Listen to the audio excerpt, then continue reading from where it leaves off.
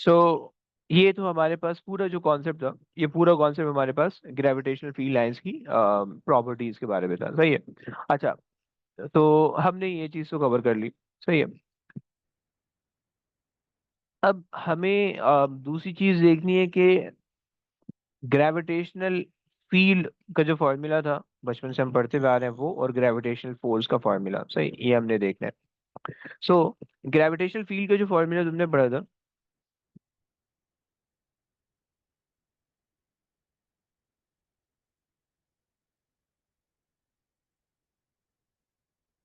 सही है। तो ग्रेविटेशनल फील्ड जो तुमने पढ़ी वो तुम्हारे पास क्या होती थी? जस्ट वेट, जिसको तुम ग्रेविटेशनल फोर्स हम यहाँ पे कह रहे होंगे, वेट, या फिर एफ जी, हम यहाँ पे जो है ना मोस्टली इसको यहाँ पे कह रहे होंगे, सही है। सो वेट या gravitational force is equal to M G, ये कहते थे, सही है। और F G over M is equal to gravity, right. अच्छा जी। अब फट फटा ये है कि भाई ग्रेविटी की वैल्यू जो है ना वो तो चेंज हो रही है हमारे पास, राइट। हम 100 किलोमीटर से बाहर जाने, ग्रेविटी की वैल्यू चेंज हो रही है। तो जब ग्रेविटी की वैल्यू चेंज हो रही है, तो उसकी वजह से जो है वो हमारे पास जो फोर्स है वो भी चेंज हो जाएगी, वेट चेंज हो जाएगा, राइट। ग्रेविटेशनल फोर्स वेट को कह रहा हूँ, राइट। और ये तुम्हें कॉन्सेप्ट क्लियर होना चाहिए, सही है। सो वेट चेंज हो जाएगा, सही है। सो सारा मसला यहाँ पे आ गया। तो हमने सबसे पहले तो इस चीज पे वर्कआउट करना है, मतलब हमने हमने ये बात तो कर ली भाई, near the surface of the अर्थ तो हम बचपन से खेलते आ रहे हैं, ओ लेवल में भी हम near the surface of the अर्थ खेल रहे थे, और एएस के अंदर भी near the surface of the अर्थ खेल रहे थे। ए टू बड़े हो गए तो बाहर निकलते थोड़ा, सही है। तो इस वजह से हमने अब जो है अब जब बाहर निकलेंगे तो जाहिर बात है ग्रेविटी की वैल्यू चेंज मिल रही है, राइट। सारा मजाक ही खत्म हो गया, सही है। तो अब वहां पे हमने फिर फोर्स के लिए वर्कआउट करना है कि भाई ओके, किसी भी पर्टिकुलर डिस्टेंस से फोर्स का क्या रिलेशन आएगा, और उस रिलेशन को फिर जो है वो हमने ग्रेविटी के साथ रिलेट करना है कि ग्रेविटी की वैल्यू किस तरह से चेंज होने वाली है, राइट। सो उसके लिए जो है हमने न्यूटन्स लॉ ऑफ ग्रेविटेशन देखना है, राइट। तो न्यूटन्स लॉ ऑफ ग्रेविटेशन, सही है। तीन लॉ न्यूटन अंकल के पहले पढ़ चुके हो, सही है। और यहाँ पे एक और लॉ है, सही है, न्यूटन लॉ ऑफ ग्रेविटेशन, सही है। इसकी थोड़ी स्टेटमेंट आएगी, सही है, और उसकी एक्सप्लेनेशन मैं लिखा, पहले पहले एक्सप्लेन करता हूँ, उसके बाद फिर हम इसकी स्टेटमेंट लिखेंगे, सही है। So let's consider that we have a planet, सही है, and we have small mass here, right. Let's say a planet earth, earth assume कर सकते हो तुम, क्योंकि अर्थ को अज्यूम करना आसान है, सही है। So let's say a planet earth has a mass m, right, capital M, and this smaller mass has a mass small m, right। अच्छा, ग्रेविटी, जो ग्रेविटेशनल फोर्स है वो क्या करेगी, एक मास दूसरे मास को अपनी तरफ खींचेगा, दूसरे मास पहले मास को अपनी तरफ खींचेगा, राइट, न्यूटन थर्ड लॉ के हिसाब से, राइट। बहुत बेसिक सी चीज है। सो अर्थ जो है वो इस स्मॉलर मास को अपनी तरफ खींचेगी, राइट। और जो ये जो स्मॉलर मास है ये अर्थ को अपनी तरफ खींचेगा, राइट। तो हम किसी भी एक के लिए इक्वेशन लिख सकते हो, सही। सो अगर हम देखें, अगर मैं इनमें से किसी भी एक का मास बढ़ा दूं या दोनों का मास बढ़ा दूं, जो ग्रेविटेशनल फोर्स होने वाली है या वेट होने वाला है वो बढ़ जाएगा, राइट। किसी भी एक के बढ़ाने से दोनों का बढ़ेगा, राइट। क्योंकि जो यहाँ पे फोर्स लग रही है वो न्यूटन थर्ड लॉ के हिसाब से फोर्स लग रही है, राइट। और न्यूटन थर्ड लॉ जो है वो एक्ट पेयर के अंदर एक्ट करता है, राइट। सो किसी भी एक के ऊपर तुम चेंज करोगे, उसकी वजह से पूरा पेयर चेंज होगा, राइट। एक ऐसा नहीं होगा कि एक फोर्स कम होगी एक फोर्स ज्यादा होगी, राइट, ऐसा नहीं होगा, पूरा पेयर चेंज होगा, क्लियर। जैसे तुम अर्थ पे रह रहे हो, सो तुम्हारा जो वेट है वो 67 kg, मतलब तुम ले लो 67 ले लो, मान लो, सही है। 67 kg अब न्यूटन के अंदर कन्वर्ट करोगे 670 हो जाएगा। तो इसका मतलब है कि अर्थ तुम्हें जो है 670 न्यूटन के हिसाब से नीचे खींच रही है, राइट। इन रिटर्न तुम जो अर्थ पे फोर्स लगा रहे होगे वो भी 670 न्यूटन के हिसाब से अर्थ को अपनी तरफ खींच रहे होगे, जिसकी वजह से अर्थ तुम्हारी तरफ थोड़ा सा एक्सेलरेट करेगी, लेकिन वो एक्सेलरेशन बहुत बहुत कम होगी, लाइक एक्सपोनेंट -21 22 के अंदर होगी, राइट। बट स्टिल होगी, सही हो गया। तो यहाँ पे अगर हम किसी भी दोनों में से किसी भी एक मास को हम चेंज करेंगे, तो उसकी वजह से ग्रेविटेशनल फोर्स चेंज होगी। सही है। तो एक चीज हमें ये पता चली कि दो जो हमारे पास ग्रेविटेशनल फोर्स है, ये ग्रेविटेशनल फोर्स है डायरेक्टली प्रोपोर्शनल है प्रोडक्ट ऑफ टू मासेस के। सही है। एक चीज। दूसरी चीज, अगर मैं इन दोनों मासेस को सेपरेट कर दूं लार्ज लंबे डिस्टेंसेस पे, राइट, सो जो ग्रेविटेशनल फोर्स होगी वो वीक हो जाएगी। राइट, कॉमन सेंस की बात है। सो हमने कहा कि भाई gravity is inversely proportional to R square. Right, अब आर स्क्वायर जो है थोड़ा सा मैथमेटिकली भी आर स्क्वायर आता है। राइट, हमें उसकी डिटेल के अंदर जाने की जरूरत नहीं है। सही। और याद रखना कि जो भी फॉर्मूला किसी भी फॉर्मूले के अंदर इस तरह का कोई रिलेशन होगा ना, कि जिसके अंदर एक क्वांटिटी दूसरी क्वांटिटी के स्क्वायर के इनवर्स स्क्वायर के रिलेटेड होगी, तो उस फॉर्मूले को हम इनवर्स स्क्वायर लॉ कहा करेंगे। ऊपर हम बात करके आ चुके हैं, तो नीचे में यहाँ पे बता देता हूँ। सही। So this is what we call the inverse inverse square law. Clear हो गया? आई होप सो क्लियर होगा। सही। इनवर्स स्क्वायर लॉ ये होता है। सही है। कोई भी ऐसा रिलेशन कि जिसके अंदर एक क्वांटिटी दूसरी क्वांटिटी, दो क्वांटिटीज जो है आपस में इनवर्सली प्रोपोर्शनल हो और एक स्क्वायर, राइट, इनवर्स, तो वो इनवर्स स्क्वायर लॉ बन जाएगा। सही है। इन दोनों को कंबाइन करोगे। अच्छा, याद रखना प्लीज कि ये जो रिलेशन हमारे पास आए हैं न्यूटन थर्ड लॉ को यूज करते हुए आए हैं। राइट, ये जो रिलेशन हमारे पास आया है ये न्यूटन थर्ड लॉ को यूज करते हुए आया है। सही है। फ्रॉम द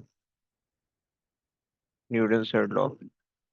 राइट, क्योंकि हमने न्यूटन थर्ड लॉ में ये देखा है कि भाई दो ऑब्जेक्ट हैं। सही है, अगर इक्वल एंड ऑपोजिट फोर्स लगा रहे हैं, इक्वल टाइप की फोर्स है, सेम टाइम के लिए लग रही है, राइट, तो वो जो है वो न्यूटन थर्ड लॉ फॉलो करता है। और फिर उसके अंदर हमने ये सारी चीजें दी। सही। So basically Newton third law को यूज करते हुए हमने ये बना दिया।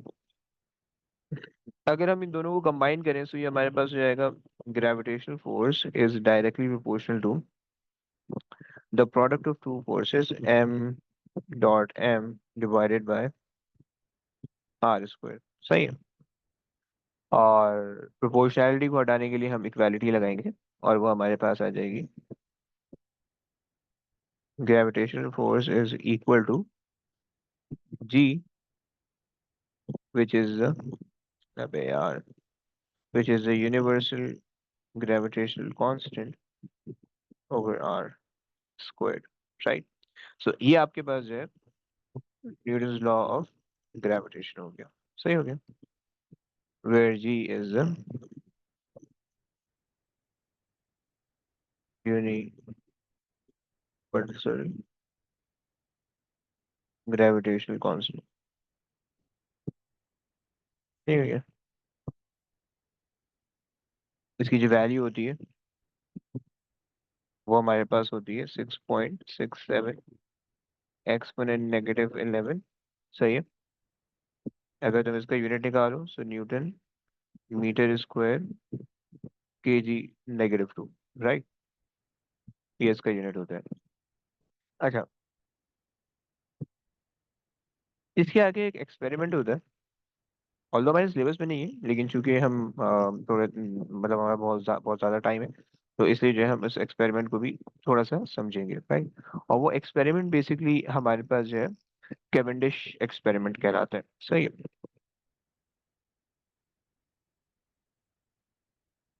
Cavendish experiment. सही हो गया। अच्छा, सो ये जो हमने आप कह लो कि जो हमने फॉर्मूला डिस्कस किया, इस फॉर्मूले को अगर हम रिलेट करें जो इसकी वर्डिंग है, सही, जो कि पेपर में बहुत दफा आती है न्यूटन्स लॉ ऑफ ग्रेविटेशन के नाम से, तो सबसे पहले तो उसको लिख लेते हैं, किसी को थोड़ी बहुत लिमिटेशन है उसको देख लेते हैं। सही है, और फिर इससे जो थोड़ा सा आगे लेके चलेंगे अपनी कहानी। तो लेट्स से हम कह देंगे भाई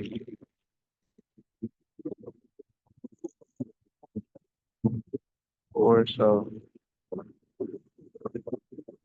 gravity is directly proportional to the product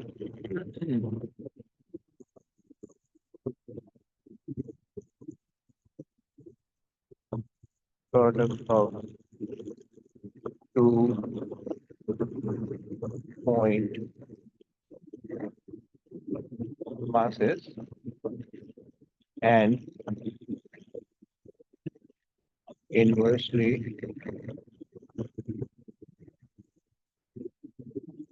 proportional to the square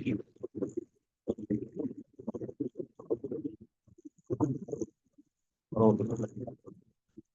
their separation. सही, ये हमारे पास जो है न्यूटन लॉ ऑफ ग्रेविटेशन। सही है, इसके अंदर हमने कुछ बातें की, उसको हम हाईलाइट कर लेते हैं। जैसे हमने कहा तो एक अच्छा, मैंने बिल्कुल बेसिकली यही चीज को मैंने एक्सप्लेन किया, राइट। मतलब ये जो हमने ये कहानी लिखी थी, हमने बिल्कुल इसी चीज को एक्सप्लेन किया कि अगर आप देख पा रहे हो कि मतलब बेसिकली नॉट दिस वन नीचे वाली, बल्कि हम इस चीज को हमने डिस्क्राइब किया। सही है कि हमारे पास जो है फोर्स डायरेक्टली प्रोपोर्शनल है दोनों मास के प्रोडक्ट की और इनवर्सली प्रोपोर्शनल है उनके सेपरेशन के, राइट। अब एक जो मेन चीज है यहाँ पे ये जो दोनों मासेस होने चाहिए, इस लॉ की जो कंडीशन है, ये दो मासेस होने चाहिए पॉइंट इन नेचर। सही है। और इसकी और भी कुछ थोड़ी बहुत कंडीशन है, तो उसको जरा समझते हैं। सही है। सो सबसे पहली ये जो कुछ कंडीशन कह लो या अजम्पशन कह लो, ये हमारे पास जो है एक काम करते हैं,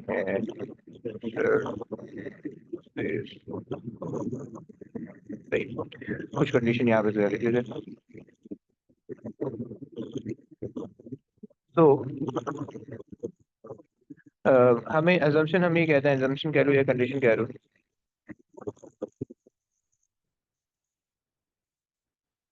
सही है। सो एक तो पहली अजम्पशन ये है कि हमारे पास जो मासेस होने चाहिए वो पॉइंट मासेस होने चाहिए। सही है। अभी पॉइंट मासेस क्या होते हैं, इसको 10 मिनट में बोल। the masses should be point in nature। सही। अच्छा, पॉइंट मासेस का कॉन्सेप्ट ये है कि हम ये कहते हैं कि मास सारा का सारा एक ही जगह पे जो है ना, मतलब एक ही जगह से ओरिजिनेट हो रहा हो, मास डिस्ट्रीब्यूटेड ना हो। जैसे कि नॉर्मली जो मास होता है वो मास डिस्ट्रीब्यूटेड होता है, राइट। तो हम ये कहते हैं कि मास जो है वो डिस्ट्रीब्यूटेड नहीं होना चाहिए, बल्कि मास जो है वो सारा का सारा एक सेंटर में कॉन्सेंट्रेटेड होना चाहिए। फिर चाहे वो कोई कितना ही बड़ा प्लेनेट हो, या चाहे जो है वो आप कह लो कि कोई कितना छोटा ऑब्जेक्ट हो या कितना बड़ा प्लेनेट हो, सबका जो है ना मास जो है वो पॉइंट मास होना चाहिए, एजम्पशन है एक, राइट। तो अच्छा, एक चीज हो गई। दूसरी चीज, अच्छा अगर पॉइंट मास नहीं होगा तो फिर हमारी कैलकुलेशन भी थोड़ी मुश्किल हो जाती है, राइट। तो हम इसको जो है ना इस वजह से पॉइंट मास लेके काम कर रहे होते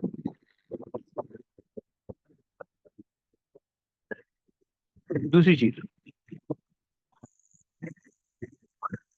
जो मासेस हैं वो स्फेरिकल इन नेचर होने चाहिए। सही है। Masses should be spherical in nature। सही। सो ये हमारे पास दूसरी assumption हो गई है। सही है। अच्छा, स्फेरिकल इन नेचर से क्या फायदा होगा? स्फेरिकल इन नेचर से हमें जो है ना इनका वॉल्यूम पता चल जाएगा। सही है कि अगर हम इसकी वॉल्यूम की बात करें, सो वॉल्यूम हमारे पास हो जाएगा 4/3 बाय आर क्यूब, राइट। तो ये हमें फायदा हो जाएगा यहाँ पे इस केस के अंदर। जो वॉल्यूम होगा, सॉरी, इस केस के अंदर जो आर होगा वो आर आपके पास रेडियस को रिप्रेजेंट कर रहा होगा, रेडियस ऑफ द प्लैनेट। लेकिन दूसरे केसेस के अंदर दूसरी चीजें भी रिप्रेजेंट कर सकते हैं, राइट। तो प्लैनेट क्लियर हो गया। अच्छा जनाब, सो हमारे पास जो है, ये हमारे पास जो है कुछ प्रॉपर्टीज थी। सही है। अच्छा, तीसरी हमारे पास ये होती है कि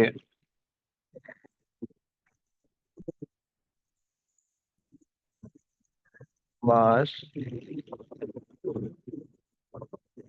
should be isolated in the space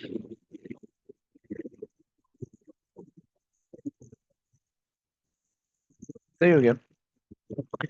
like जब आप अज्यूम कर रहे हो कि अर्थ है और उसके अराउंड मून है, तो आप ये अज्यूम कर रहे हो तो कि सन नहीं है, सही है। आप ये अज्यूम कर रहे हो तो कि मार्स जुपिटर और ये सब चीजें नहीं है, राइट। हम ये अज्यूम कर रहे होते हैं, क्यों? क्योंकि जाहिर सी बात है, अगर हम अर्थ को अज्यूम करें और मून को भी मान लें और सन को भी मान लें साथ में, लाइक अगर हम अर्थ और मून का एक सिस्टम कंसिडर कर रहे हैं और उसके लिए कैलकुलेशन कर रहे हैं, और अगर हम सन को भी मान लें, तो जाहिर बात है कि सन की ग्रेविटी है, और सन की ग्रेविटी सबसे ज्यादा है, अर्थ से भी ज्यादा है, मून से भी ज्यादा है, क्योंकि उसका मास बहुत ज्यादा है, राइट। लाइक 1 मिलियन टाइम ज्यादा है अर्थ से, और अर्थ से, राइट। एंड तकरीबन आप कह लो कि 0.1 मिलियन टाइम या 0.1 बिलियन टाइम ज्यादा है मून से, सही है। तो उसकी ग्रेविटी का इफेक्ट बहुत ज्यादा है, सही है। वही जो है जो पूरे सोलर सिस्टम को होल्ड करके रखा हुआ है, राइट। सो और जब जब आप किसी दो सिस्टम को मार रहे हो, तीसरी चीज का इफेक्ट आएगा, तो जाहिर बात है उसकी वजह से रीडिंग डेविएट होगी, राइट। तो इस वजह से, और फिर वो उसको सॉल्व करने के चक्कर में हमारा जो कैलकुलेशन होगा, ये न्यूमेरिकल होगा, वो हो जाएगा, क्या कॉम्प्लेक्स हो जाएगा, कॉम्प्रिहेंसिव हो जाएगा, राइट। तो इस वजह से हम मान लेते हैं कि भाई हम इस चीज को नहीं ले रहे, सही है। अच्छा, ये कुछ दो तीन अजम्पशंस थी, ये आपको जब भी क्वेश्चन करोगे ना ग्रेविटेशन के, तो आपको हर क्वेश्चन के शुरू में तीन चीजें लिखी हुई मिलेंगी, राइट। फिर मे बी वो कभी कभार आपसे ये पूछ लेगा कि रियल लाइफ के अंदर हम ये फॉर्मूला क्यों नहीं अप्लाई कर सकते, राइट। मतलब ये हमें एक्यूरेट रीडिंग क्यों नहीं दे सकते, एग्जैक्ट एक्यूरेट रीडिंग नहीं दे रहा, लेकिन सम वॉट हमें जो है वो वैल्यू दे देते हैं, हम कुछ वैल्यूज निकालेंगे भी, तो सम वॉट हमें सही वैल्यू दे देते हैं, बट एक्यूरेट नहीं देता, राइट। तो अगर आपसे पूछा जाए कि भाई आप जो है वो इसको रियल लाइफ में क्यों नहीं अप्लाई कर सकते, तो आप कह सकते हो कि भाई पॉइंट मास नहीं है, आइसोलेटेड नहीं है, सही है।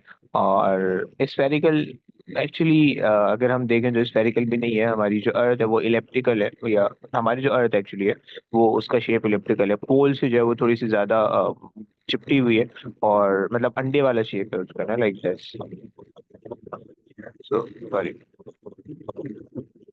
लाइक इस तरह से कुछ है, सही है। तो वो पोल्स पे जो है ना वो थोड़ी सी कम है, और जो है ना सेंटर पे इक्वेटर पे ज्यादा फैली हुई है, तो ये हमारे पास इसकी कुछ assumption थी, सही है।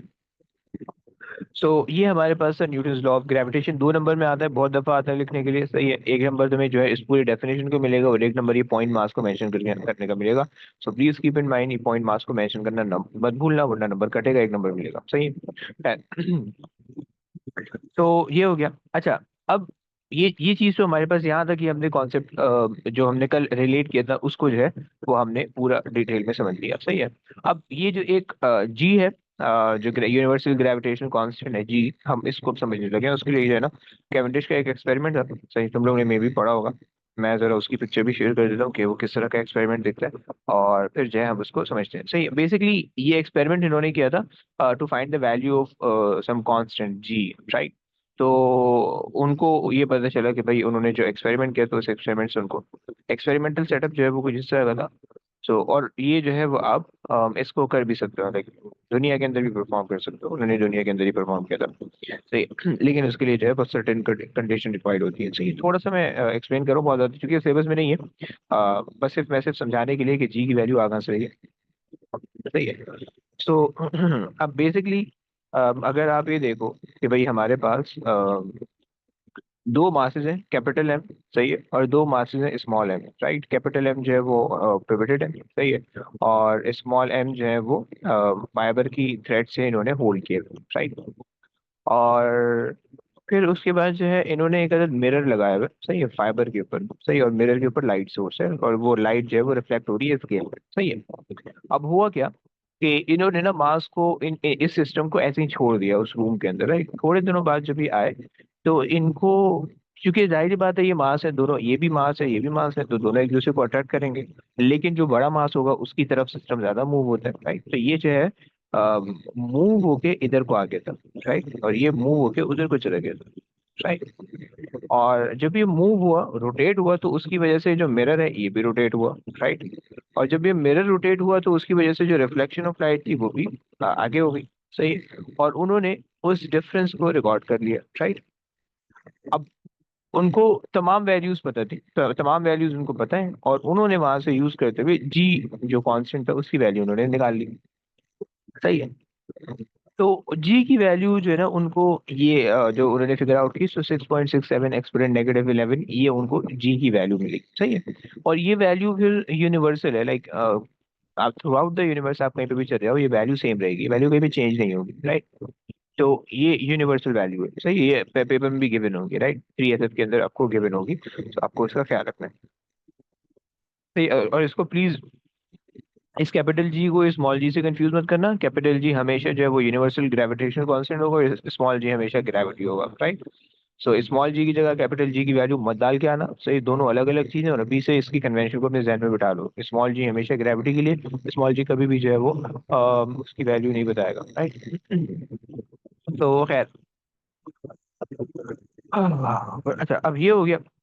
तो इस एक्सपेरिमेंट से इनको जी की वैल्यू पता चल गई। अब अगर आप जी की वैल्यू पे गौर करो, तो आपको बहुत छोटी वैल्यू लगेगी जी की, सही, मतलब अगर आप इसको अज्यूम इमेजिन करना चाहो, तो आप इसको इमेजिन ऐसे कर सकते हो। Let's say if you have, like इन्हीं दो चीजों को ले लो, लाइक अगर आपके पास ये दो चीजें, दोनों के मासेस 1 kg है, सही है, इसका भी मास 1 kg है, इसका भी मास 1 kg है, सही है। और मान लेते हैं इनकी सेपरेशन जो है वो 1 मीटर की है, सही है। अच्छा, और हम ये अज्यूम कर लेते हैं कि they are isolated in the space, earth का इफेक्ट नहीं हो रहा, सही है। तो अगर आप एफ की वैल्यू निकालना चाहो, फोर्स ऑफ अट्रैक्शन की, सो आप अगर निकालोगे, सो जी है 6.67 एक्सपोनेंट नेगेटिव 11, सही है। और दोनों के मासेस 1 है, सही है, 1 आ गया, 1 आ गया, सही है, और डिवाइडेड बाय जो सेपरेशन है वो भी 1 है, सही है, और इसका स्क्वायर है, राइट। तो जो जी की वैल्यू आ रही है वो आप देख पा रहे हो कि 6.67 एक्सपोनेंट नेगेटिव 11 न्यूटन आ रही है, right, which is very very very very very small, right. तो उससे आपको पता चला कि ग्रेविटेशनल फोर्स जो है वो सबसे वीकेस्ट फोर्स है out of all the fundamental forces that we have, like the electric force, the magnetic force, the nuclear force, right, and the gravitational force. So these are the 4 fundamental forces. और इसके अंदर जो सबसे week है वो हमारे पास gravitation है, फिर मैग्नेटिक फोर्स होती है, और फिर उसके बाद इलेक्ट्रिक और न्यूक्लियर, सही है, न्यूक्लियर शॉर्ट रेंज होती है, सही है, इलेक्ट्रिक उसके बाद होती है, इलेक्ट्रिक का काफी इफेक्ट होता है, सही हो गया। सो ये आपको इससे एक कंक्लूजन पता चल रहा है, सही, ये कंक्लूजन भी ध्यान में रखना है, ये कंक्लूजन भी जो है आपको पता होना चाहिए, राइट। तो ये अक्सर पूछ लेते हैं जब कंपैरिजन कंपैरिजन कहा जाता है, सही है, तीनों फील्ड को कंपेयर करने के लिए, न्यूक्लियर फील्ड हमारे सिलेबस में नहीं है, तो इलेक्ट्रिक, मैग्नेटिक और ग्रेविटेशन को हम कंपेयर कर रहे हो, right. So gravitational field considered to be the weakest,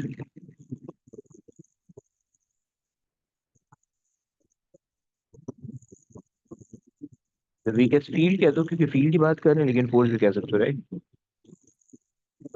लेकिन फोर्स अच्छा फील्ड कहते हैं, फोर्स कह देते हैं ज्यादा बेटर है, weakest force, weakest force out of all the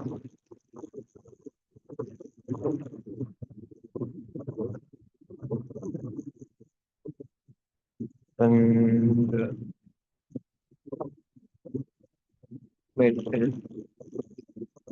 forces, right. और इसकी वैल्यू मैंने बता दी, और इसका लेके एक्सप्लेन भी कर दिया, सही हो गया। तो ये हमारे पास जो है कैवेंडिश का एक्सपेरिमेंट था, और इसके थ्रू इन्होंने जी की वैल्यू निकाली थी, सही है। तो आई होप, तो ये तो तुम्हें क्लियर हो गया होगा, सही है। अच्छा, हमने ऊपर एक फॉर्मूला पढ़ा ग्रेविटेशनल फील्ड का। अगर मैं फोर्स की, तो हमने कैलकुलेशन कर ली है, सही है, तो अगर मैं फोर्स की कैलकुलेशन को यहाँ पे सब्स्टिट्यूट करूँ, सही है, ग्रेविटेशनल फोर्स जिसको आप वेट भी कह सकते हो, सही है, तो अगर मैं उसकी कैलकुलेशन को यहाँ सब्स्टिट्यूट करूँ, तो ग्रेविटेशनल फोर्स आपके पास थी जी MM/r²। सो मेरे पास जो है वो यहाँ पे, अगर मैं इस फॉर्मूले के अंदर सब्स्टिट्यूट करूँ, तो FG की जगह मैंने रख दिया G MM/r² divided by M, सही है। और उसके बाद this is equal to gravity, right, so mass से मास कैंसिल कर दो, सो तुम्हारे पास जो ग्रेविटी आ गई वो तुम्हारे पास आ गई G M/r², राइट।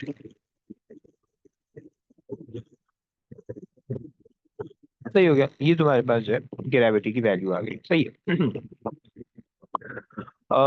सर एक काम करते हैं, जल्दी जल्दी से जो है ना वेरीफाई कर लेते हैं कि किसका क्या ग्रेविटी, ताकि थोड़ा सा जो है ना कॉन्सेप्ट क्लियर हो जाए, सही है। अगर अगर हम अर्थ को ले लें, सही है, सो अगर हम अर्थ की बात करें, सो अर्थ का तुम्हें पता है मास जो होता है अर्थ का, वो तुम्हारे पास होता है 5.98 एक्सपोनेंट 24 kgs, राइट। और अर्थ का जो रेडियस होता है, सही है, वो आपके पास होता है 6.37 एक्सपोनेंट 6 मीटर, राइट। जरा जल्दी से कैलकुलेटर उठाओ और मुझे ग्रेविटी की वैल्यू बताओ, 9.81 के आसपास आनी चाहिए, राइट। सो ये gravity at the surface.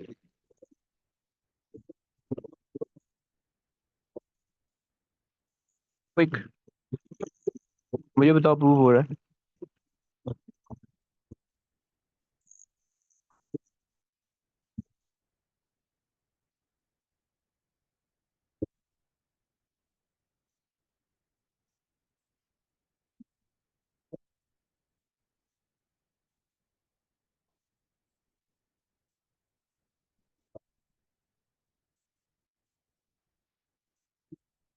Yes, कोई निकाल रहा है?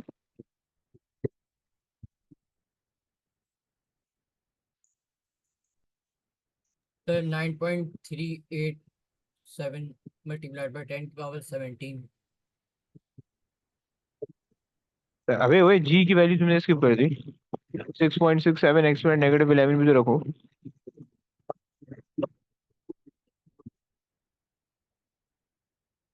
ये एक तरह से होगा ना भाई, 6.67 एक्सपोनेंट -11, सही है। और जो कैपिटल एम है वो आ जाएगा 5.98 एक्सपोनेंट 24 डिवाइडेड बाय 6.37 एक्सपोनेंट 6 और इसका स्क्वायर, राइट। अब निकालो, ये this is the correct one.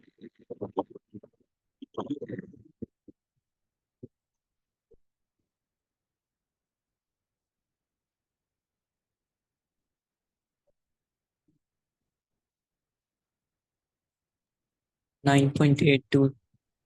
9.82%। तो 9.82 न्यूटन पर केजी, सही हो गया, प्रूव हो गया। अच्छा, इसी तरीके से जरा हम, अब हमें अर्थ की ग्रेविटी पता जाती है, इसी जैसे मून की भी पता है।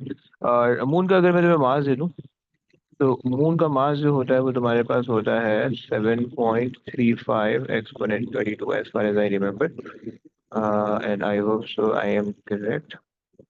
एंड जो मून का जो रेडियस होता है वो आपके पास होता है 1.7, 1.737, ये 1.74 ले लो, 1.74 एक्सपोनेंट 6, सही है। और जो इसकी जो वैल्यू होगी जी की, जरा निकालो, तुम्हें पता है 1.6 आनी चाहिए, सही है, 1.6 के आसपास आनी चाहिए। बिल्कुल सेम काम होगा, बस ये वाली चीज चेंज होगी, ये वाली चीज चेंज होगी, बाकी सब सेम होगा। जरा करके दिखाओ प्लीज।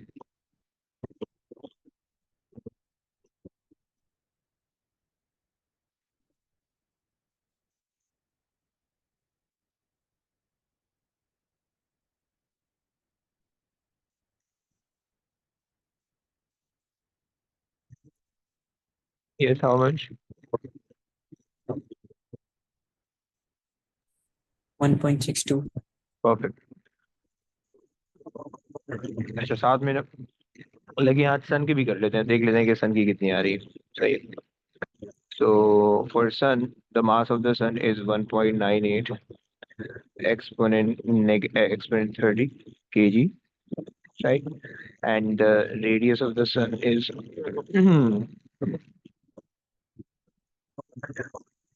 6.96 exponent, अच्छा, एक्सपोनेंट 8, सही है। और जो इसका, हाँ, इसकी ग्रेविटी की वैल्यू निकालो कितनी आ रही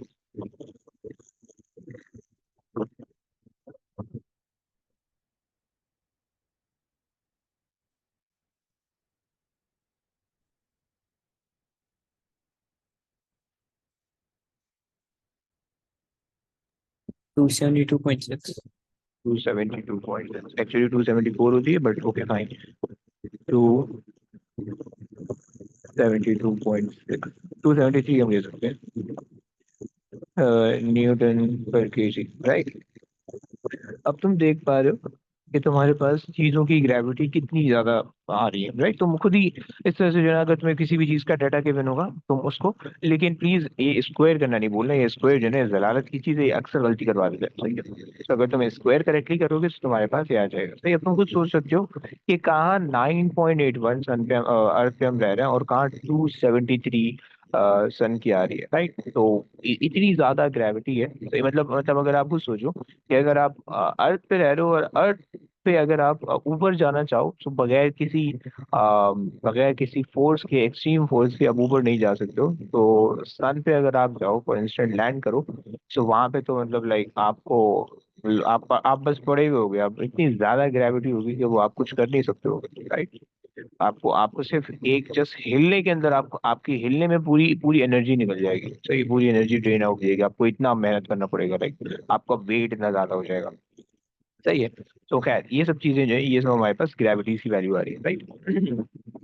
अच्छा जनाब, इसी तरह से ना जो ग्रेविटी का जब हमने काम किया, इसी के साथ साथ हमारे पास कुछ डेंसिटी के लिए भी कहानी आती है, कि अगर हम जो है ना इनकी डेंसिटीज को समझना चाहें तो उसके उसके लिए क्या कर सकते हैं, सही है। सो अगर हम डेंसिटी का रिलेशन देखें, कि इसकी डेंसिटी का रिलेशन भी बहुत दफा पेपरों में आया हुआ है, राइट। सो इन सब चीजों को, ये सब चीजें तुम्हें तुम्हें आनी चाहिए, राइट। ये जो जो भी मैं करा रहा हूँ ना, ये सारी जो है ना अभी तुम्हारे पास में मिलेंगे तो तुम्हें तो उसमें सब चीजें आएंगी, सही। तो अगर हम डेंसिटी देखें तो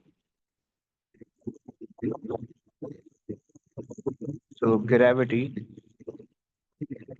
एंड डेंसिटी रिलेशन, बल्कि तुम लोग चीटर लोगो मैथ्स के, सही है। तो एक काम करो, मुझे जरा रिलेट करके दिखाओ, सही है।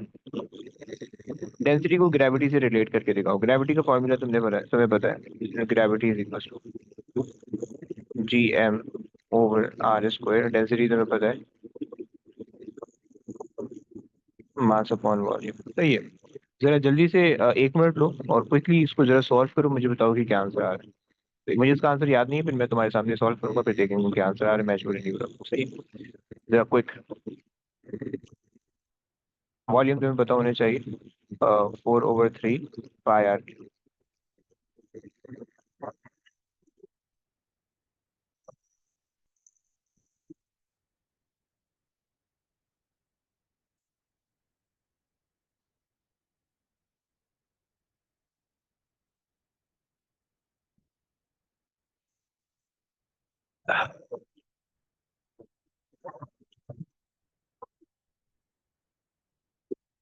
Yes, how much?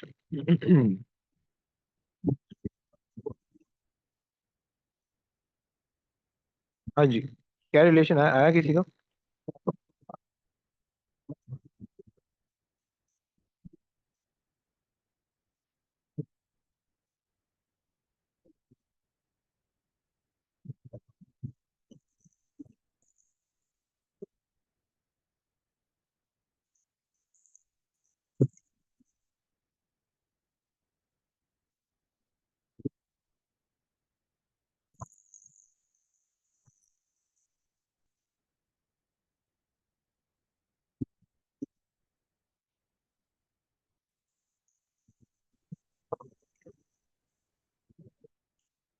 गाइस कहाँ हो?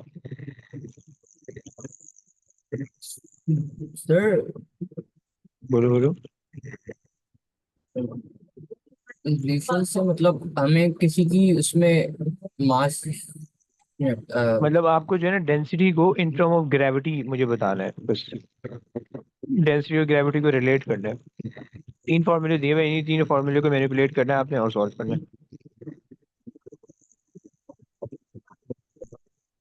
सर अगर हम इसमें डेंसिटी में हम मास को सब्जेक्ट बना लें है। ओके, मतलब सही है, उसको ऐसे ही करना उसके है बाद। बेसिक। ऐसे ही करना है, ऐसे ही करना है भाई, ऐसे ही करना है। करके देखो ना, लेकिन एक्चुअली इसकी डेरिवेशन थोड़ी मुश्किल है। ये आप सोच बिल्कुल सही रहे हो, लेकिन करके देखो, क्योंकि ये थोड़ी मैथ्स है, थोड़ी सी आगे पीछे करना पड़ेगा, मैनिपुलेट करना पड़ेगा, तब जाके वो होगा, सही है।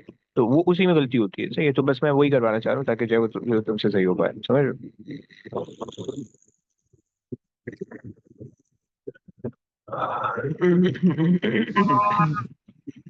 सर जी जी बोलिए।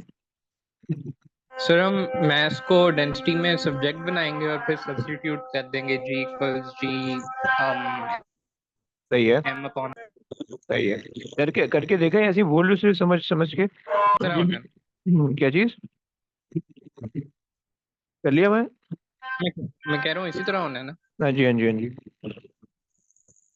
कर ले बच्चे, एक दफा कर ले यार। तुम लोग भी सारे कर लो। अच्छा जी। अगर कर लिए तो अब आ जाओ देख लो। आ जाओ। सर एक चीज बोलो। बताइएगा। बोलिए। इसमें ये कैपिटल एम और स्मॉल एम जो है सेम ही अलग अलग चीजें हैं? सेम है सेम है।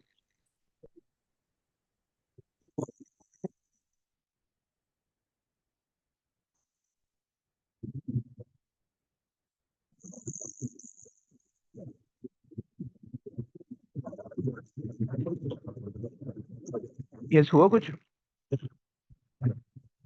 सर ये वो बन रही है ना,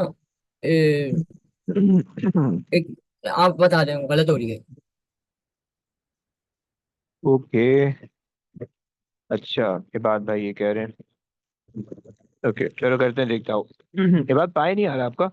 कहीं पे पाए में आना चाहिए।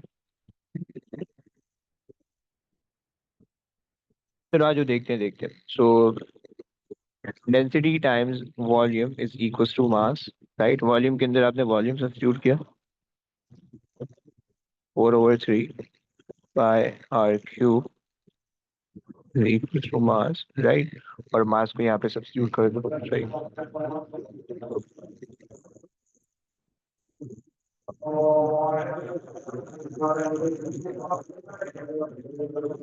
4/3 by R cube over R square. Right, ये कैंसिल हो गया।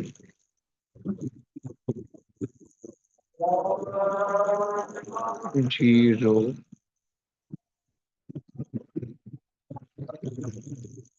ओवर थ्री बाय और जी रो आर।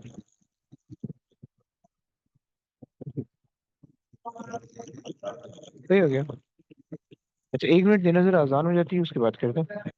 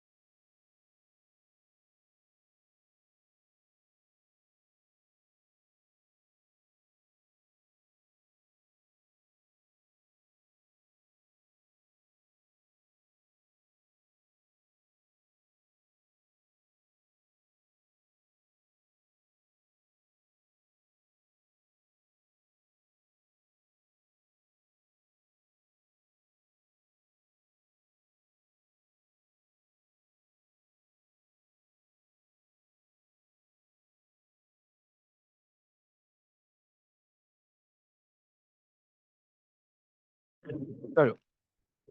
अच्छा जी, सो खैर ये चीज जो है ना मैंने आपको एक्सप्लेन कर दी, सही है। डेंसिटी आई होप तो तुम्हें समझ में आ गई होगी, सही है।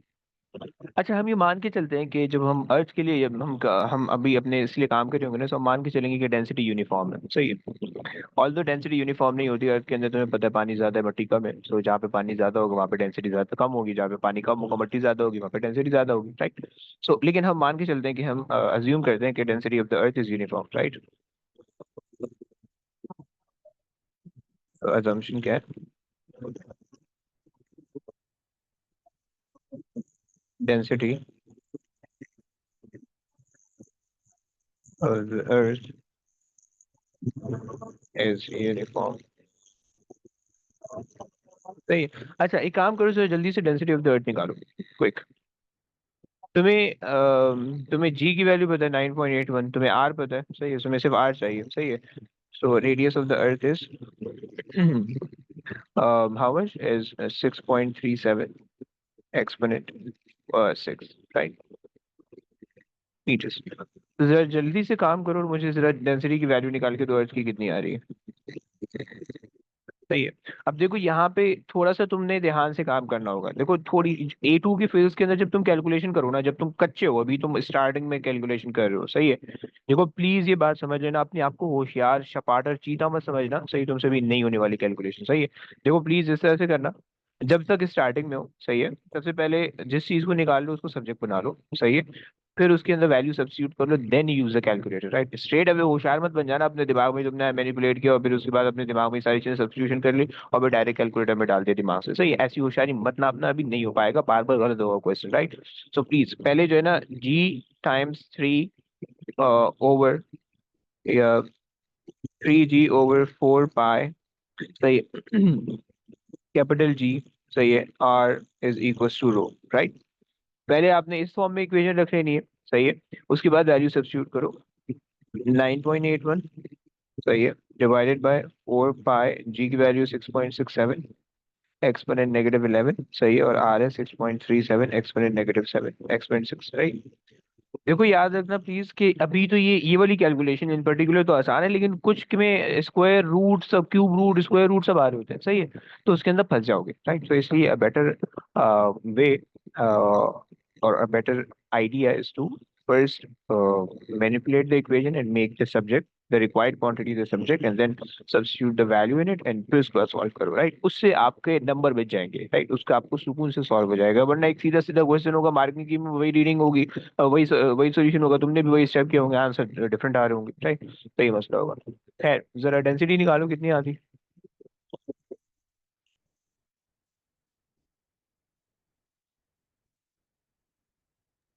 5.5 into 10 power 3. Okay, 5.5 exponent 3, perfect आ रही है, सही है, केजी पर मीटर क्यूब, सही है। अच्छा जी, अगर मैं तुमसे बोलूं अम,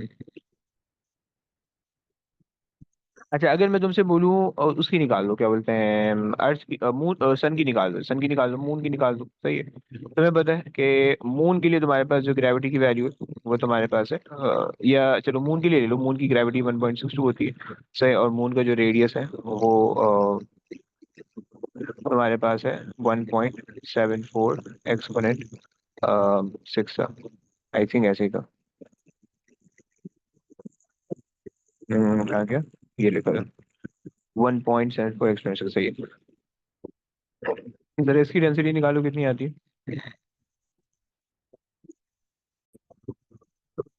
अच्छा जरा इसकी वैल्यू बताओ, ग्रेव डेंसिटी ऑफ मून कितनी आ रही है।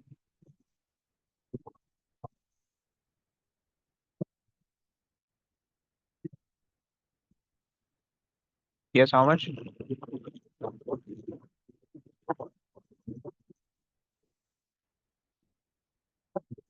अच्छा डेंसिटी ऑफ मून निकालने के बाद ना डेंसिटी ऑफ सन भी निकाल लेना, सही है। और देखो ये कंपैरिजन ना पेपर में आता है, तो इसलिए मैं ये सारी चीजें करवा रहा हूँ ताकि तुम्हें समझ हो थोड़ी सी। सो सन का जो है 3.3 into 10 power 3. 3.3, ओके, एक्सपोनेंट 3, जी. Okay, 3.3 exponent 3। अच्छा जी, और अगर जो है वो हम बात करें सन की, सो सन के जो हमने रेडियस लिया था वो हमने कितना लिया था, 6.96 एक्सपोनेंट 8, राइट। और उसकी जो ग्रेविटी की वैल्यू ली थी वो हमने ली थी 274, सही है। जरा इस पे डेंसिटी निकालो कितनी आती है डेंसिटी।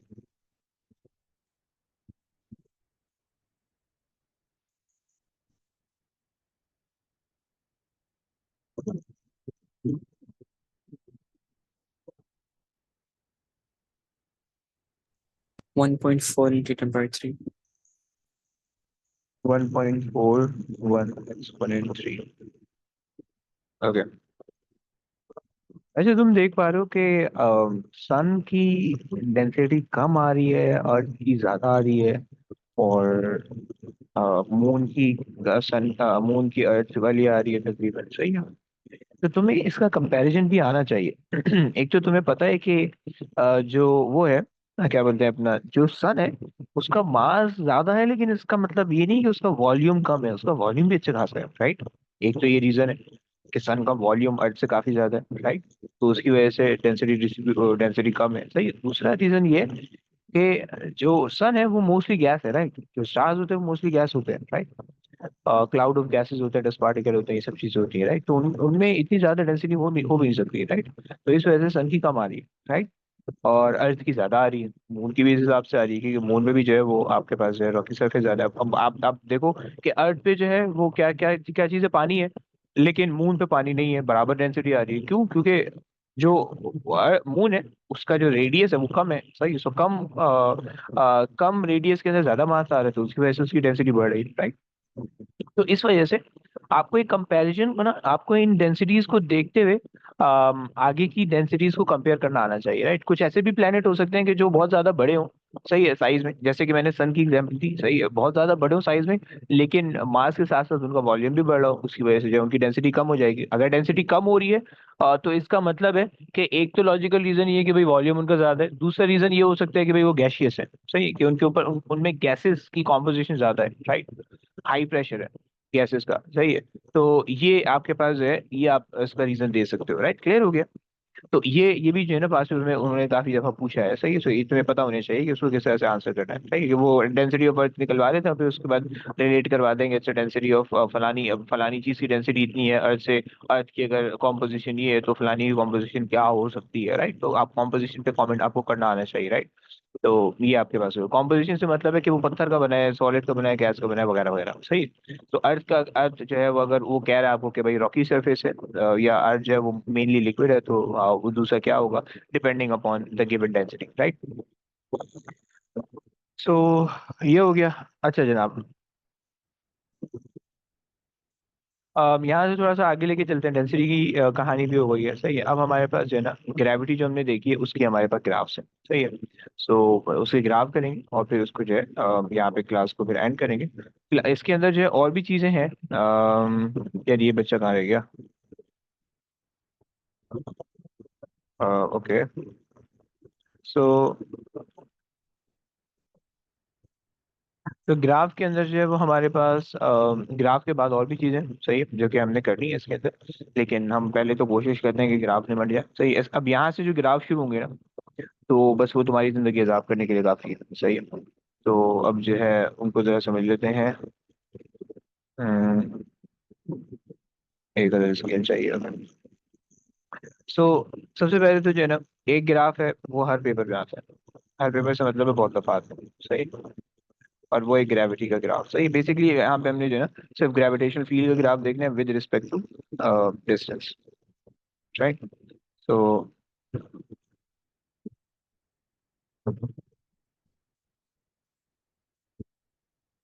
सही। अच्छा, मान लो कि मेरे पास ये अर्थ, सही है, और ये कुछ डिस्टेंसेस हैं जो कि मैं दे रहा हूँ,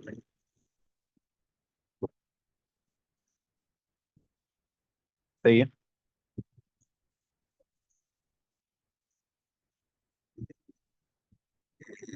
अच्छा, हमने ये कुछ डिस्टेंसेस मैंने मार्क कर दिए, सही है।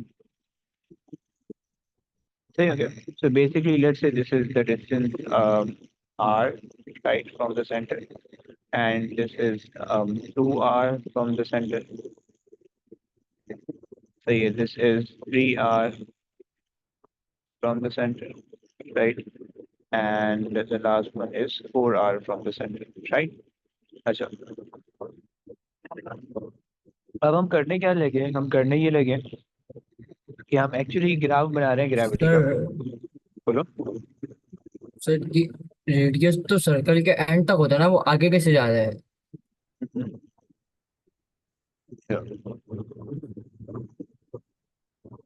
बेसिकली ये रेडियस नहीं, ये बेसिकली 2 टाइम्स द रेडियस है, मतलब रेडियस को डबल कर दोगे तो वो जितना डिस्टेंस बनता है वो है, राइट। लाइक लेट्स से हाँ ठीक ठीक। एक ठीक सर्किल है, सॉरी। उस सर्किल का रेडियस 1 है, सही है। अब 1 को डबल करोगे तो कितना बनेगा, 2 बनेगा। कहाँ से, फ्रॉम द सेंटर। तो यहाँ से लेकर यहाँ तक ये क्या बन रहा है, 2 बन रहा है, राइट। सो मैंने इन टर्म ऑफ 2 3 4 लिखने के या एक्चुअल वैल्यू लिखने के मैंने आर की फॉर्म में दिया, समझ रहे हो भाई। हाँ समझ गया। अच्छा, अब बेसिकली हमें ये देखना है कि ग्रेविटी की वैल्यू किस तरह से चेंज होती है जैसे जैसे हम प्लेनेट से दूर जाते हैं। तुम इसको अर्थ भी अज्यूम कर सकते हो, तुम कोई रैंडम प्लेनेट भी अज्यूम कर सकते हो, राइट। तो उसके लिए जो है ना, हमें जो रिलेशन इस्तेमाल करना है वो रिलेशन अब ये इस्तेमाल करेंगे कि gravity is equal to G M over R square, right. अब हमें पता है कि भाई जी और एम कांस्टेंट है। लाइक जाहिर बात है, तुम किसी पर्टिकुलर प्लेनेट की बात करोगे, उसका कोई ना कोई मास होगा, फिक्स मास होगा, राइट। तो ये चीज़ तो कांस्टेंट हो गई, सही है। और जो तुम्हारे पास बाकी चीज़ है वो तुम्हारे पास जो है मतलब जी और आर जो है वो तुम्हारे पास डायरेक्टली रिलेट होंगे, सही है। तो तुमने कहा कि G1 R1 का स्क्वायर, तो ये is equal to G2 R2 का स्क्वायर, राइट। सो ये रिलेशन बन गया तुम्हारे पास, सही है। और इस रिलेशन को जो है हम यूज करेंगे ग्राफ के लिए, राइट। ये कांस्टेंट है, ये कांस्टेंट, राइट। अच्छा सो लेट्स से कि भाई मेरे पास है ना रेडियस ही आ रहा है 1 2 3 4 5 आर, सही है। ये जाहिर बात है इस आर पे जो है सरफेस आ जाएगी, सही है।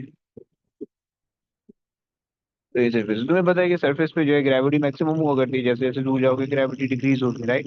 सो 1 2 3 4 5, सही है। हमने 2 आर पे काम करना है, 1 2 3 4 5 हमने 3 आर पे काम करना है, और 1 2 3 4 5 हमने 4 आर पे काम करना है। देखो प्लीज कीप इन माइंड, ये 4 नंबर का क्वेश्चन आता है, सही है। और ये तकरीबन बहुत दफा आया है, मतलब लाइक बहुत दफा रिपीटेड ये क्वेश्चन है, राइट। तो इसको प्लीज थोड़ा सा ना केयरफुली तुम बनाना सीख लो, सही है। जब भी आएगा तो फिर तुम इसी तरह बनाओगे। और प्लीज कीप इन माइंड, जब पेपर में आएगा तो मैं दोबारा से नहीं बताने वाला हूँ, राइट। मतलब मैं वहाँ पे सॉल्व नहीं करूंगा, मैं वहाँ पे सिर्फ ये तुम्हें बता दूंगा कि हमने यहाँ पे बनाया था, क्योंकि इसके अंदर थोड़ी कैलकुलेशन, या ये तुम उसकी वैल्यूज याद कर लो, तुम खुद ही सॉल्व कर पाओगे, राइट। अच्छा, लेट्स से कि the surface at the surface the value of gravity is, let's say 1 2 3 4 5 6 7 8 9 10 11 12 13 14 15 16। Let's say the gravity on the surface of that planet, of that particular planet, is G naught, right? तुम्हें पता है कि जब तुम surface पे होगे तो surface पे जो तुम्हारे पास पॉइंट लग रहा होगा वो इधर लग रहा होगा, कहीं पे यहाँ पे लग रहा होगा, सही है। सो this is the maximum point, right, जहाँ पे रेडियस हमारे पास और तुम्हारे पास है ग्रेविटी अचीवेबल होगी, राइट।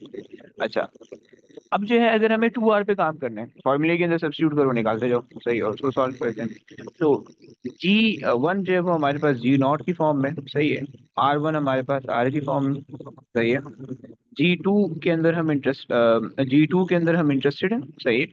और हम कौन से G2 के अंदर इंटरेस्टेड हैं, जो कि R2 R पे आ जाए, सही है, 2 R पे आ जाए, राइट। सॉल्व कर लेते हैं, सही। G2 को सब्जेक्ट बना के सॉल्व कर लेते हैं। G0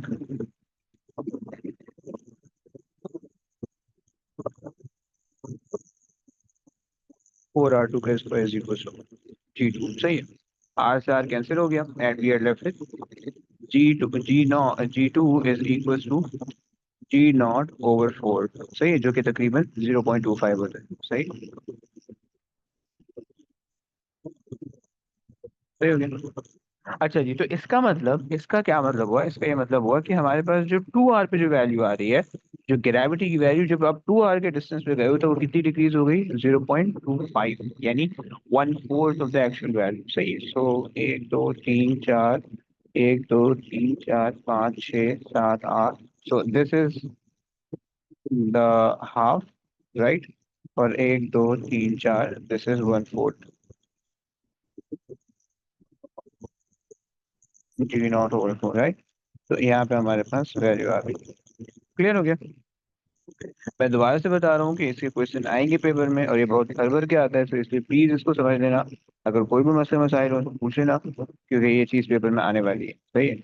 तो 2 आवर पे हो गया, सही है। 3 आवर पे काम करो, सेम काम होगा 3 आवर के लिए। सही है। जी नॉट यहाँ पे ले लो, आर स्क्वायर ले लो, और 2 आवर के बजाय आप 3 आवर का स्क्वायर कर दोगे, तो 3 आवर का जब स्क्वायर करोगे तो 9 आवर स्क्वायर हो जाएगा, राइट। अब देखो मैंने पूरा सॉल्व नहीं करके दिखाया, मैंने सिर्फ जो है 3 की जगह 9 सब्स्टिट्यूट कर दिया, राइट।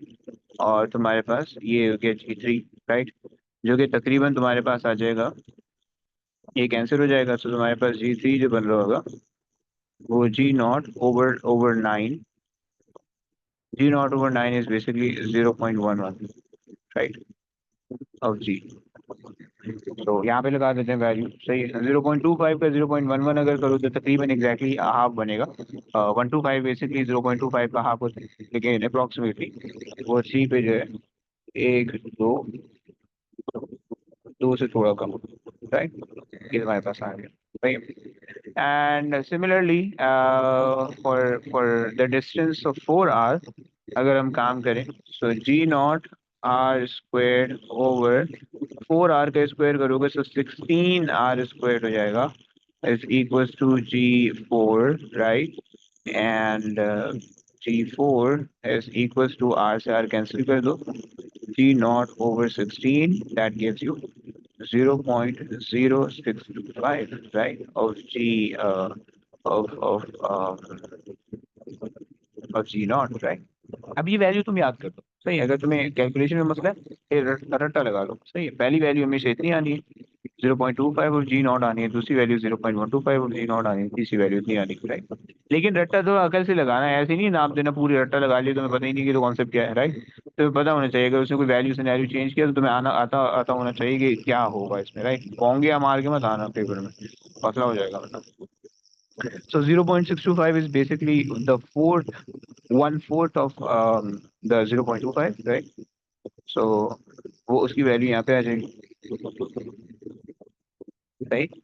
सो जो तुम्हारा ग्राफ बन रहा होगा, the graph looks like,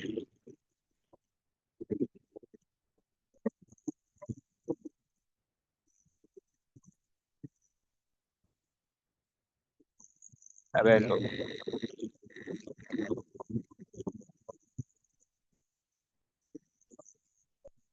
right. थोड़ा सा तमीज से बना दे,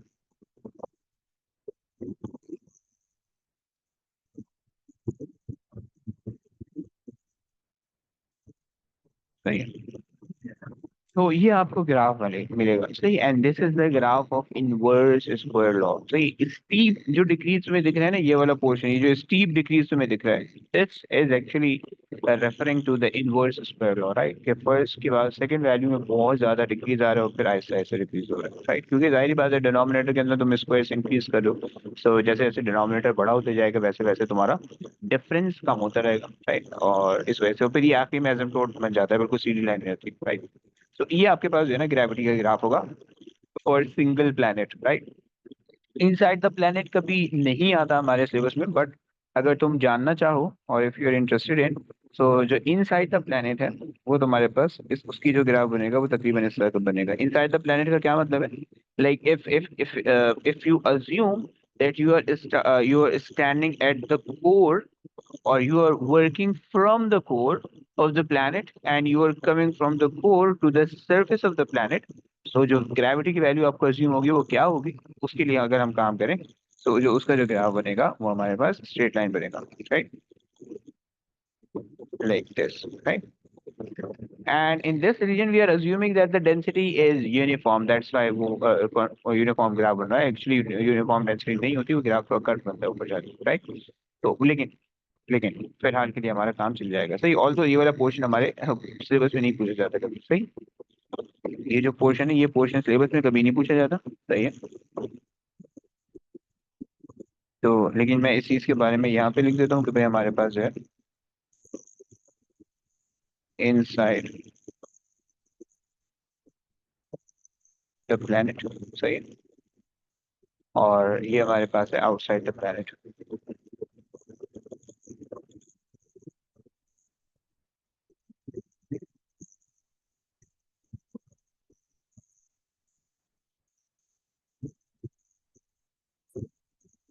द प्लैनेट, राइट। अच्छा जी, क्लियर हो गया। अच्छा प्लीज याद रखना, इस चैप्टर के अंदर तुम जितने डिस्टेंसेस भी ले रहे हो, जहां से जहां तक का डिस्टेंस भी ले रहे होगे, प्लीज कीप इन माइंड के सारे डिस्टेंसेस सेंटर टू सेंटर होने चाहिए, right. Distance centre to centre नहीं होगा, तुम्हारी कैलकुलेशन गलत होगी, right. So please keep in mind all the distances should be from centre of one planet to the centre of the other planet, right. ये आपको पता होना चाहिए। अच्छा जी, खैर ये हो गई बात। अच्छा 4 नंबर ये तुम्हें दे रहे हैं, सही है, तो 4 पॉइंट प्लॉट करोगे, ग्राफ बनाओगे, उसके 4 नंबर तो मिल जाएंगे, बहुत इजी मार्क्स हैं। बच्चे केयरलेसली इसको ड्रॉ करते हैं, इस वजह से वो 4 नंबर लूज करते हैं, 3 नंबर उनको मिलते हैं, 2 नंबर मिलते हैं, right. So please draw the graph carefully, right. Sharp pencil होनी चाहिए, डॉट प्रॉपर लगाना ताकि जो है वो ग्राफ पर अचीव है, राइट। खैर ये हो गया एक प्लेनेट के लिए ग्राफ। अब एक और ग्राफ बनाते हैं, उसके बाद फिर एंड करेंगे, और वो है जब हमारे पास 2 प्लेनेट आ जाएं तो उसका क्या कॉन्सेप्ट है, राइट। अच्छा जी, तो अब अगर मेरे पास 2 प्लेनेट है और 2 प्लैनेट्स, सही।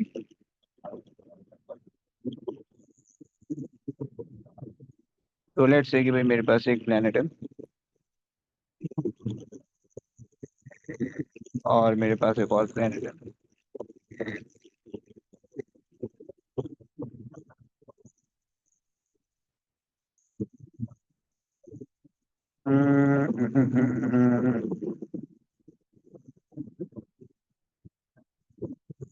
सही है।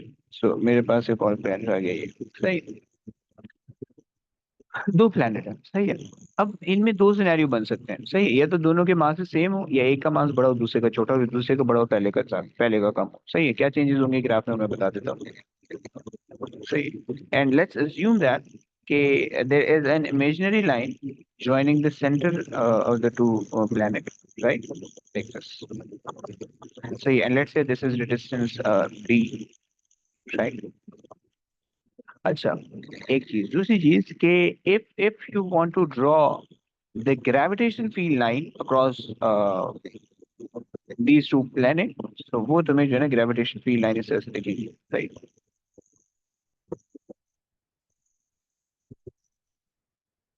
like this, so अच्छा जी। सो ये बेसिकली जो है ना आपको इस तरह की फील्ड लाइन दिखेंगी, राइट। अब ये वाला जो रीजन आपको दिख रहा है, ये सेंटर वाला जो रीजन आपको दिख रहा है, ये रीजन जो है, यहाँ पे आपके पास जो फील्ड लाइन है वो जीरो हो गई है, सही है। कोई net negligible net field line जो है वो नेट इफेक्ट जो है वो जीरो हो गया, सही। इससे क्या फर्क पड़ेगा वो देखते हैं, सही। बस ये आखिरी चीज है, ग्राफ कराना है, उसके बाद ये कंप्लीट करना है, सही। ये ऑल द टॉपिक कंप्लीट नहीं हो गए, इसके अंदर एक दो चीजें और हैं जो कि नेक्स्ट क्लास तक जाएंगी, लेकिन फिलहाल यहाँ पे मैंने ये चीज़ कंप्लीट करनी है, बस ये क्लास कंप्लीट करनी है, सही है। सो ग्राफ अगर मैं बनाना चाहूँ, इसका ग्राफ इसमें जो है ना इतनी ज़्यादा डिटेल नहीं आती, क्योंकि थोड़ा सा कॉम्प्लेक्स ग्राफ है। तो इसके अंदर जो है ये आ जाएगा लाइक दिस, सही है। अच्छा, और हमारे पास है, let's say this is the surface of one planet. Surface का मतलब है उसका radius, right. And this is the surface of the other planet. तो ये अगेन सरफेस का मतलब है radius, right.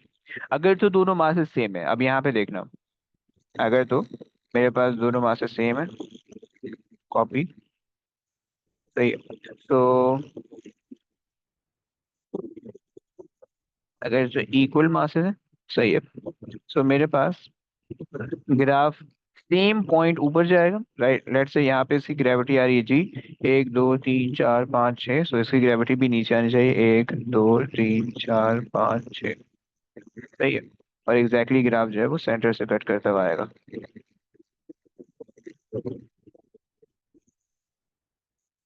Like this, right. ये आपके पास ग्राफ बनेगा, सही है। अच्छा जी, एग्जैक्टली सेंटर पे कट करेगा, सही है। This is exactly mid point, सही है। मिड पॉइंट या मिड वे कह दो, सही है। और ये जो 2 पॉइंट होने चाहिए, 2 पॉइंट बराबर होने चाहिए, क्योंकि जाहिर बात है ग्रेविटी मास की वजह से बन रही है, मास दोनों प्लैनेट के सेम है तो मास सब सेम है, तो ग्रेविटी भी सेम होगी, ग्रेविटी सेम होगी, तो जो नल पॉइंट आएगा, जिस पॉइंट पे रिजल्टेंट ग्रेविटेशन फील्ड जीरो होगी, वो भी बिल्कुल एग्जैक्टली सेंटर में होगा। सही है, ये हो गया। अच्छा, ये इसका क्या मतलब है कि रिजल्टेंट ग्रेविटेशनल फील्ड आ रही है? हम बेसिकली कर ये रहे हैं कि हमारे पास ये जैसे 2 प्लैनेट है ना, हम इन 2 प्लैनेट के बीच में ना, लेट्स से एक अपना कोई एक मास ले रहे हैं, अपना कोई एक मास ले रहे हैं, सही, और उस मास को ना मूव कर रहे हैं, मतलब ये मेरे पास एक मास है, मैं इस एक सरफेस से मैंने इसको लॉन्च किया दूसरी सरफेस की तरफ, राइट, और मैंने यहाँ पे इसको लैंड किया, लेट्स से, सही है। तो अब इस मास पे किस तरह का ग्रेविटेशनल इन्फ्लुएंस होगा, ग्रेविटेशनल फोर्स का, फील्ड का क्या इन्फ्लुएंस होगा, मैं उस चीज को स्टडी करना चाह रहा हूँ। क्या पूरे रास्ते में ग्रेविटेशनल फील्ड इंक्रीज होती रहेगी, या पूरे रास्ते में डिक्रीज होती रहेगी, या पहले इंक्रीज होगी बाद में डिक्रीज होगी फिर इंक्रीज होगी, क्या इफेक्ट होगा, राइट, मैं ये चीज देखना चाह रहा हूँ। जैसे अगर आप कोई कोई रॉकेट लॉन्च करो, या कोई आप सैटेलाइट लॉन्च करो, या आप कोई स्पेसशिप लॉन्च करो, मून पे जा रहे हो, सही है, तो जाहिर बात है जब आप अर्थ से लॉन्च करोगे तो अर्थ की ग्रेविटेशनल फील्ड सरफेस पे मैक्सिमम होगी, जैसे जैसे दूर जाओगे मिनिमम होती रहेगी, राइट, और फिर एक पॉइंट आएगा वहां पे बहुत कम हो जाएगी, राइट, ऑल तो जीरो नहीं कह सकते क्योंकि और ज्यादा और भी दूसरी चीजें जिसकी वजह से ग्रेविटी बढ़ रही है, तो ये सो मिनिमम हो जाएगी। फिर उसके बाद जैसे जैसे आप मून के करीब आते रहोगे तो वैसे वैसे ग्रेविटेशनल फील्ड इंक्रीज होती रहेगी, राइट। तो ये इसका कॉन्सेप्ट है, ये समझाना चाह रहा हूँ, सही है। तो ये तुम्हारे पास मिडवे ये एक ग्राफ बन गया, राइट, और अगर तुम्हारे पास इक्वल मासेस नहीं है, अनइक्वल मासेस है, सही है, तो उसके लिए तुम्हारे पास इस तरह का कुछ कहानी बनेगी, सही है। अगर तुम्हारे पास अनइक्वल मास है,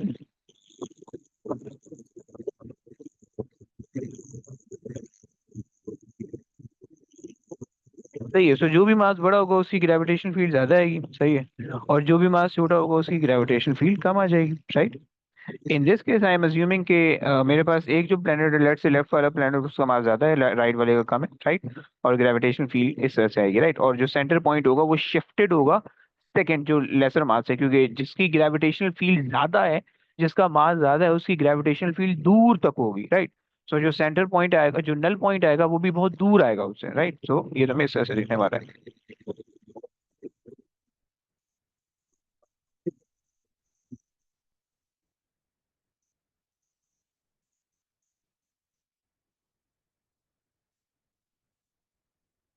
सही हो गया। सो अभी यहाँ पे तुम देख पा रहे हो कि तुम्हारे पास नल पॉइंट है,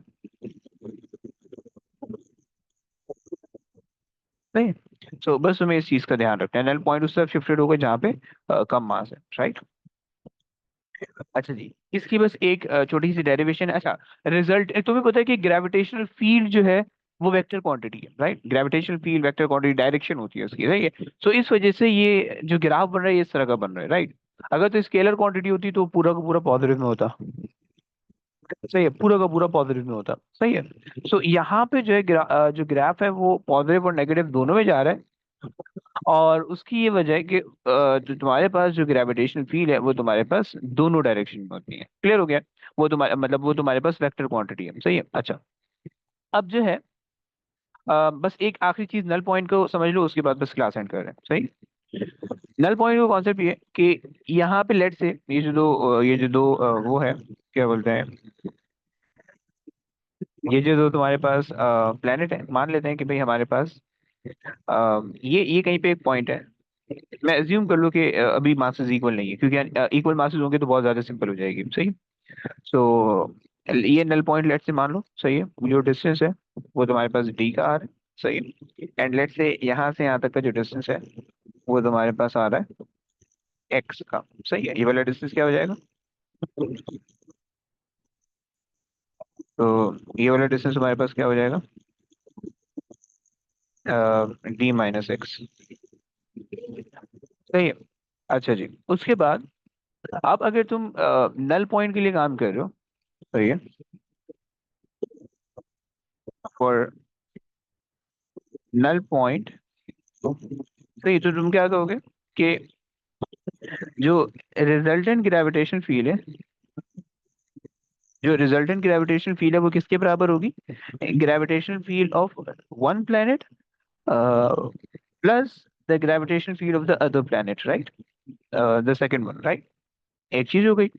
बट चूंकि ये वेक्टर क्वांटिटी है, हम एक्चुअली रिजल्टेंट निकाल रहे हैं और रिजल्टेंट के अंदर डायरेक्शन को हमें कंसिडर करना होता है। सही है। तो जो दूसरी वाली है उसकी डायरेक्शन हमने ले ली नेगेटिव, राइट, ए इसके वेक्टर से। सही हो गया। तो ये आ गई तुम्हारे पास। सही है। सो अब अगर हम नल पॉइंट के लिए काम कर रहे हैं, सो जी रिजल्टेंट हमारे पास जीरो होने वाली है।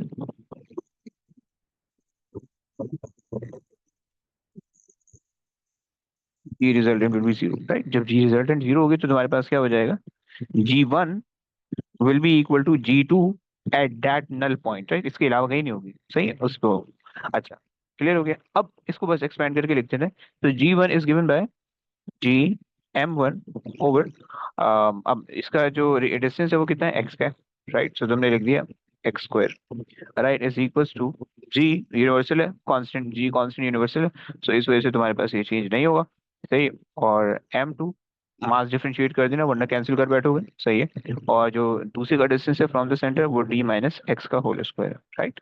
एंड g से g कैंसिल कर दो। सो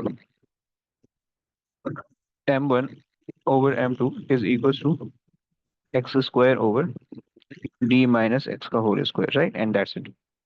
ये इसकी वो है, ये इसकी इक्वेशन है। सही है। अब आपके ऊपर है कि आप इसकी इक्वेशन से क्या कैलकुलेशन करना चाह रहे हो, राइट। ये मैंने समझा दी, ये आज के पेपरों में काफी आ रही है। सही। सो बस अब फिलहाल यहाँ तक के लिए आज की कहानी रखते हैं। सही। आई होप सो तुम लोग को ये चीजें समझ में आ गई। ये सिंपल सी चीजें लेकिन थोड़ी सी कॉम्प्रिहेंसिव है क्योंकि जो है ना बहुत ज्यादा चीजों को तरफ ये रिलेट हो रहा है, राइट। तो इसके क्वेश्चन करोगे तो इंशाल्लाह ये चीजें बहुत सारी क्लियर होंगी। सही है।